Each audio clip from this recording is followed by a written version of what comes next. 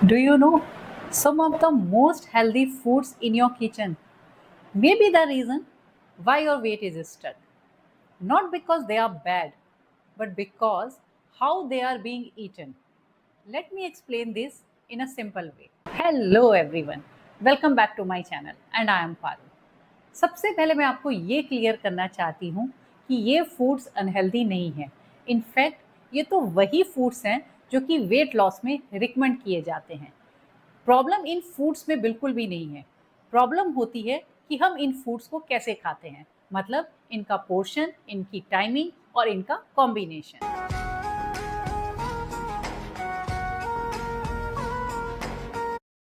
Nuts और seeds healthy होते हैं and there is no doubt in it.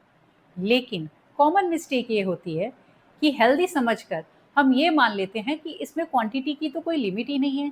पहले हम पैकेट से थोड़ा लेते हैं, फिर थोड़ा और लेते हैं और पता ही नहीं चलता कि हमने कितना खा लिया है। So what is the best way to eat it? Healthy का मतलब अनलिमिटेड नहीं होता। डेली नट्स और सीड्स की बस हैंडफुल क्वांटिटी ही सफिशिएंट है, फिर चाहे वो मिक्स नट्स हो या फिर मिक्स सीड्स हो। इससे हमें पूरे न्यूट्रिएंट्स भी मिल जाते हैं बिना एक्स्ट्रा कैलोरी के, और इसको हम ब्रेकफास्ट या मिड मॉर्निंग में एज ए स्नैक ले सकते हैं।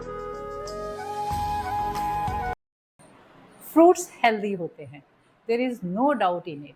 लेकिन कॉमन मिस्टेक ये होती है जब हम फ्रूट्स को जूसेस या स्मूदीज़ के रूप में लेने लगते हैं।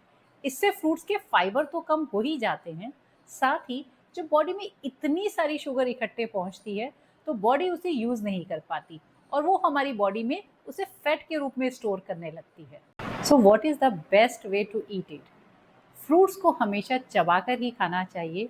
इससे हमें उसके पूरे फाइबर्स मिल जाते हैं, न्यूट्रिएंट्स मिल जाते हैं, और यही हमारी बॉडी के लिए मोस्ट इफ़ेक्टिव होता है। ओट्स और मूसली को अक्सर हम वेट लॉस ब्रेकफास्ट मान लेते हैं और ये सही भी है। लेकिन कॉमन मिस्टेक ये होती है कि जब हम इसको हेल्दी मानकर बहुत ज़्यादा क्वांटिटी में खा लेते हैं या फिर हम इसमें प्रोटीन ऐड नहीं करते, जिसकी वजह से हमें थोड़ी ही देर बाद फिर से भूख लगने लगती है। और कई बार हम इसमें बहुत ज़्यादा फ्रूट्स भी ऐड कर देते हैं, तो उसकी वजह से अगेन हमारी बॉडी में बहुत ज़्यादा शुगर पहुंच जाती है जो कि फैट के रूप में स्टोर होने लगती है। What is the right way to take it? Best ये है कि ओट्स और मूसली को ब्रेकफास्ट में ही लीजिए। इसका पोर्शन सिर्फ एक स्मॉल बोल लीजिए और इसमें प्रोटीन ज़रूर ऐड करिए। या तो कर्ड ऐड करिए, और यदि आप डेयरी नहीं खाते तो इसमें अनस्वीटेंड सोया मिल्क ऐड कर लीजिए। सैलेड्स हेल्दी होती हैं and there is no doubt in it. लेकिन कॉमन मिस्टेक ये होती है कि जब हमारा डाइजेशन वीक होता है या फिर हमारी एज ज़्यादा होती है, तब भी हम रॉ वेजिटेबल्स को ज़्यादा क्वांटिटी में खाते रहते हैं, जिसकी वजह से हमें गैस, ब्लोटिंग या डिस्कम्फर्ट होता रहता है। कुछ एक्सपर्ट्स ये भी कहते हैं कि लेट इवनिंग में रॉ वेजिटेबल्स हमारे डाइजेशन के लिए एक चैलेंज हो सकता है, जिसकी वजह से हमें गैस और ब्लोटिंग की प्रॉब्लम हो सकती है। What is the best way to eat it? ऐसे केसेस में हमें ज़्यादातर कुक्ड और स्लाइटली सॉटेड वेजिटेबल्स ही खानी चाहिए। ऑयल्स और घी को अक्सर हम हेल्दी और अनहेल्दी के बीच में डिवाइड कर देते हैं। लेकिन कॉमन मिस्टेक ये होती है कि जब हम कुछ ऑयल्स को हेल्दी समझते हैं, जैसे कि मस्टर्ड ऑयल हुआ, ऑलिव ऑयल हुआ या फिर घी हुआ, इसको हम अपनी सब्जियों और दाल में हेल्दी समझकर थोड़ा ज़्यादा ही डाल देते हैं। What is the right way to take it?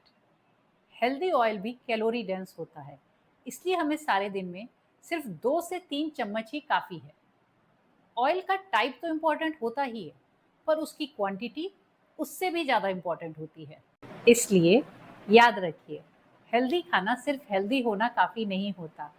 कितना खाना है, कब खाना है और किस कॉम्बिनेशन में खाना है, ये 3 चीज़ें भी इक्वली इम्पॉर्टेंट होती हैं। तो यदि आप अपनी वेट लॉस जर्नी को कंफ्यूजिंग नहीं बल्कि क्लियर और सस्टेनेबल बनाना चाहते हो, तो इन छोटी छोटी चीज़ों पर ध्यान दीजिए। इससे आपकी बॉडी को फाइट नहीं करनी पड़ेगी, बल्कि वो नेचुरली रिस्पॉन्ड करने लगेगी। और यदि आपको आज का ये वीडियो पसंद आया हो, then please like it and share it with your friends and family. and do subscribe my channel Harmony with Parul. See you in my next video. Thank you for watching me.